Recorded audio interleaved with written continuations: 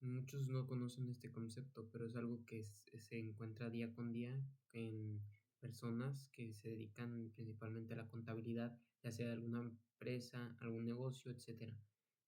Es un documento contable que muestra la situación económica de una empresa en un periodo determinado, en un momento muy específico, normalmente es de un año. Y principalmente, pues, se componen de diferentes documentos en el que se plasma la situación financiera y se recoge información para como tanto económica como patrimonial, etcétera, para saber cuáles han sido los costos que han tenido o han fijado en este año. Cabe recalcar que el estado de situación financiera se estructura en dos lados, el activo y el pasivo y el patrimonio neto o el capital contable. Estos dos siempre deben estar en equilibrio para que la suma de el activo, o sea, el activo y el pasivo, más el pasivo y el patrimonio y el capital contable deben dar exactamente igual. Deben ser iguales, si no cuadra, entonces no está muy bien hecho. En esta imagen se puede ver un ejemplo de esta situación financiera. Aquí lo que podemos hacer para verlo de otra manera más fácil es que en activo en vez de activo corriente y activo no corriente, que sea, pues sí, vamos a dejarlo de esta manera. En esta parte vamos a dejarlo así, en activo corriente y activo no corriente. ¿Qué significa activo? Principalmente son las cosas que tú tienes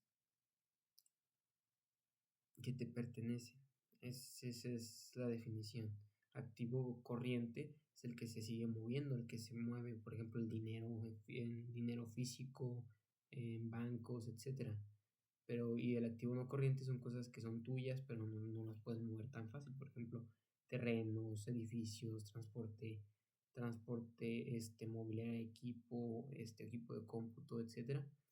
Después está el pasivo. El pasivo aquí sería la parte de todo lo que debes, todo lo que ya se supone que debes por ley. Por ejemplo, los salarios, sueldos y salarios, ¿qué más puede pagar a proveedores, impuestos, etcétera? Todo eso se supone que debes ir pagándolo y eso significa que es un pasivo.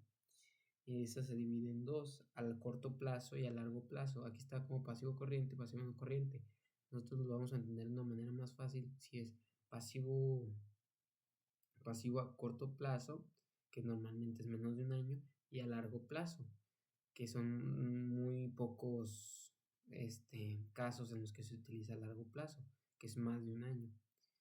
Después está el capital contable, que se entiende como el patrimonio neto, que es lo mismo.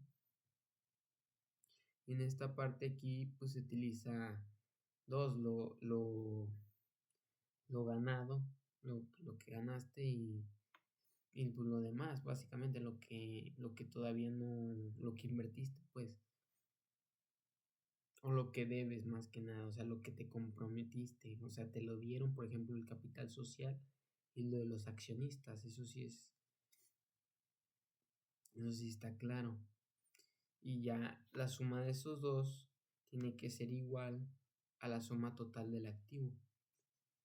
Tienen que dar las sumas, o sea, el total activo no corriente más el total activo corriente debe ser igual al pasivo total más el capital contable total o el patrimonio neto.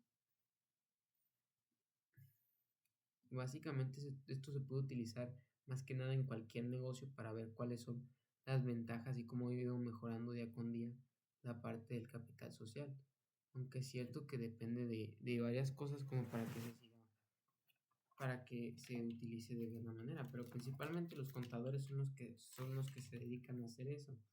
Aunque es cierto que en el capital contable la otra parte era lo contribuido y lo ganado. Lo contribuido es lo que contribuyen los accionistas, el capital social que se invierte, todo lo que se invierte básicamente. Y lo ganado pues es la utilidad neta, lo que ganó la empresa, lo que ganó la creación de ese producto, lo que ganó la empresa en general, lo que realmente ganó. Y pues esto se relaciona directamente con la contabilidad porque eso es lo que hacen los contadores. Y con la administración, por ejemplo, con mi carrera, se utiliza mucho porque será necesario también tener contabilidad, por ejemplo, si queremos armar un negocio propio. No vamos a tener contadores desde el principio y también es importante tener este tipo de información a la mano para saber cómo va cualquier tipo de negocio o empresa o incluso un gasto personal. Gastos personales también pueden aplicarse en cierto modo. Y de ese punto, pues,